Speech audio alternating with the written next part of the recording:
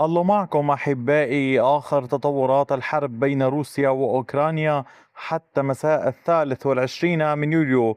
الجيش الروسي يواصل عمليات التقدم في جبهات مختلفة، من زابوروجي إلى اتجاهات كوستانتينيفكا إلى أماكن متفرقة في خاركيف.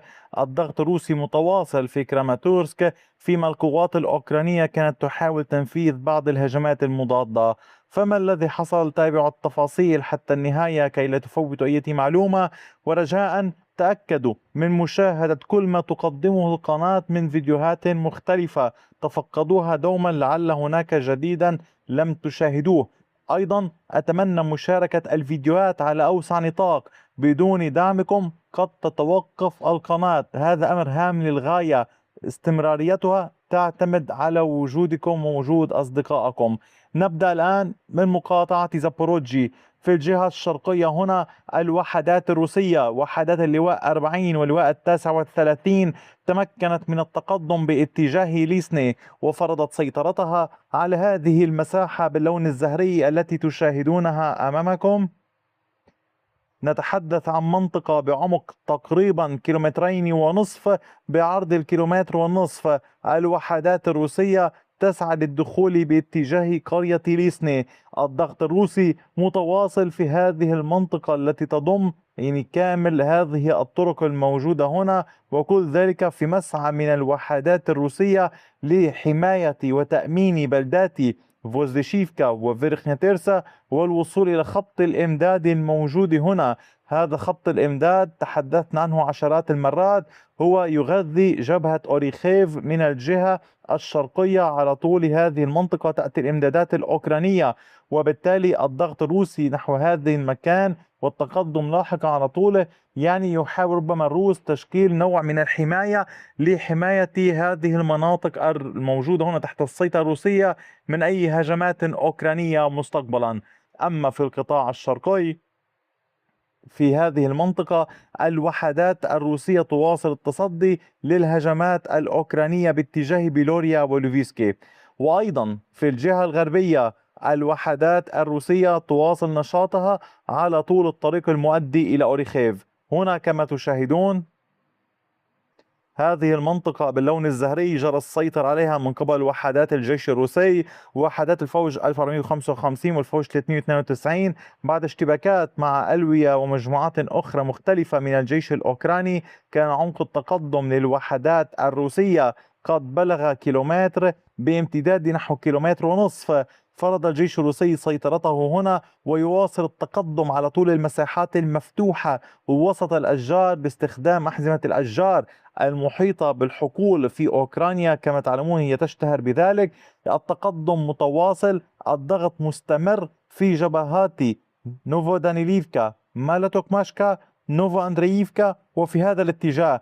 والهدف واضح، هو الضغط على كامل محيط أوريخيف من هذه المناطق، مع الضغط الذي تحدثنا عنه على خط الإمداد الموجود هنا في شمال شرقي أوريخيف. وبالتالي العمليات مستمرة تخدم بعدة اتجاهات، يعني التقدم في هذا المكان قريب إلى التقدم ويخدم باتجاه أوريخيف، مع العمليات في الوسط، مع العمليات في الجهة الغربية. إلا أن الأوكران لا يزالون يحاولون التقدم والسيطرة على كامل امتداد النهر، والسبب يعود في ذلك إلى محاولة إبعاد الجيش الروسي عن مدينة زابوروجي.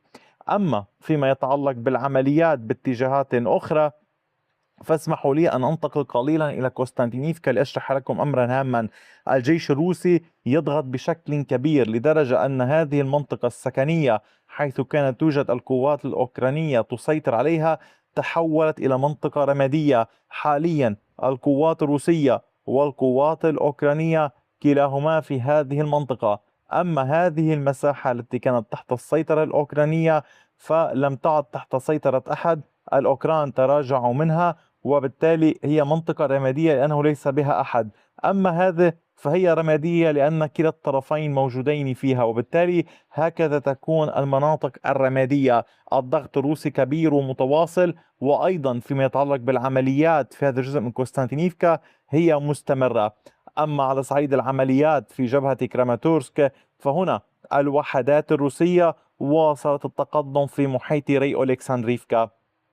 كما تلاحظون سيطر الجيش الروسي على هذه المنطقة.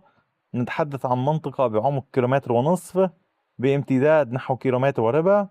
العمليات الروسية في هذا الاتجاه تهدف إلى تأمين محيط ريو إلكسندريفكا من أي محاولات أوكرانية للاختراق باتجاه مركز البلدة على طول هذه المنطقة، خاصة في ظل انتشار الوحدات الأوكرانية في الحي الغربي.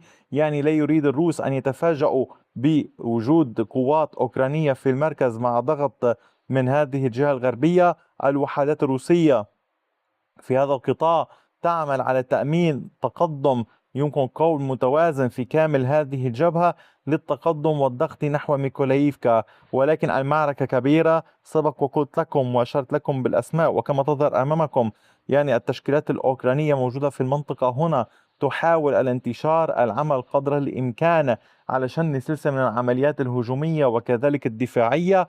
أما فيما يتعلق بالعمليات باتجاه مدينة ليمن فهي مستمرة والضغط مستمر بشكل كبير من قبل الأوكران، ولكن ما حصل في شمال مقاطعة دونيتسك يجب الحديث عنه.